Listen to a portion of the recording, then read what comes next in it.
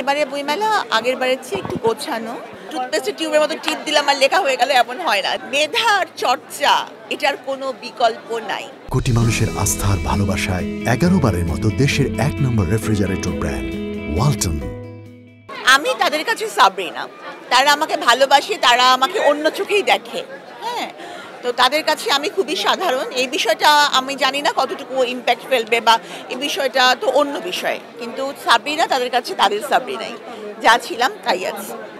এবার আমার বইমেলায় দুটি বই অলরেডি চলে এসেছে। একটা হচ্ছে অবেলায় বেলা, রয়্যাল পাবলিকেশন থেকে প্রকাশিত হয়েছে, আর আরেকটি হচ্ছে বন্দিনীর দ্বিতীয় খণ্ড, শব্দশিরি প্রকাশনা থেকে প্রকাশিত হয়েছে। আরেকটা বই এখনো আসেনি, আশা করছি মেলা শেষ দিকে পাওয়া যেতে পারে। বইমেলার আশাটা তো একটা খুবই আমাদের অহংকারের বিষয়। অমর একুশে গ্রন্থমেলা, সেটা দর্শনার্থী হিসাবে হোক, পাঠক হিসাবে হোক, অথবা লেখক হিসাবে হোক। তো এবারে বইমেলা আগের বারের চেয়ে একটু গোছানো।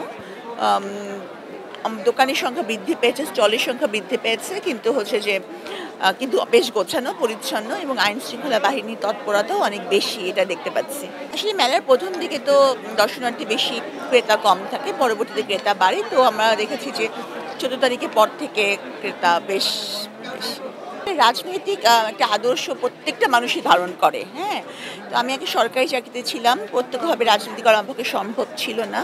তো এখন যেমন ধরেন বই লিখেছি, বই প্রকাশ করার জন্য প্ল্যাটফর্ম হচ্ছে বইমেলা, ঠিক তেমনি জনগণের জন্য জনহিতকর কাজ করতে হলে একটা প্ল্যাটফর্ম লাগে। দল হতে পারে একটা প্ল্যাটফর্ম, এবং হচ্ছে যে পদ কিন্তু বড় কথা না, পদের চেয়ে দল এবং আদর্শ অনেক বড় কথা। পদ কিন্তু থাকতে পারে, পদ যেতে পারে, কিন্তু আদর্শ কিন্তু থেকেই যায়। সবচেয়ে বড় কথা যে কাজ করার জন্য কিন্তু কোনো পদ বা কোনো কিছুর প্রয়োজন হয় না।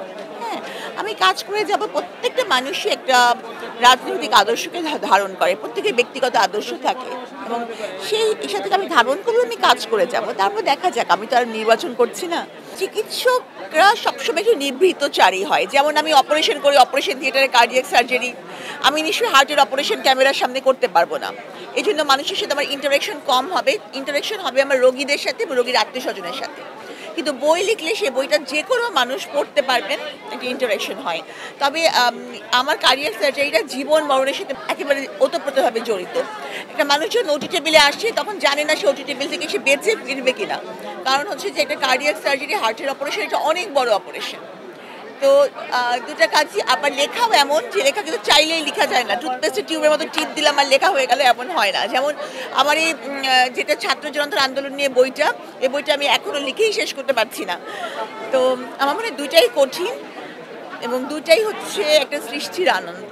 আজকাল কিন্তু মানুষের বই পড়ার প্রবণতা কমে যাচ্ছে, সবাই খালি মোবাইলে কন্টেন্ট দেখে, বাস, আর কিন্তু বই পড়ে না। তো আমি মনে করি যে মেলায় আসার অভ্যাস এবং বই পড়ার অভ্যাসটা একটু গড়ে তুললে, মেধা আর চর্চা, এটার কোনো বিকল্প নাই। কারণ মানুষ টাকা পয়সা কেড়ে নিতে পারবে, সম্পত্তি কেড়ে নিতে পারবে, পদ কেড়ে নিতে পারবে, সরকারের অবস্থান করলে সেটাও পতন হতে পারে, কিন্তু মেধা চিরস্থায়ী। খবরের কাগজ, নিখাত, নির্ভীক, নিরপেক্ষ।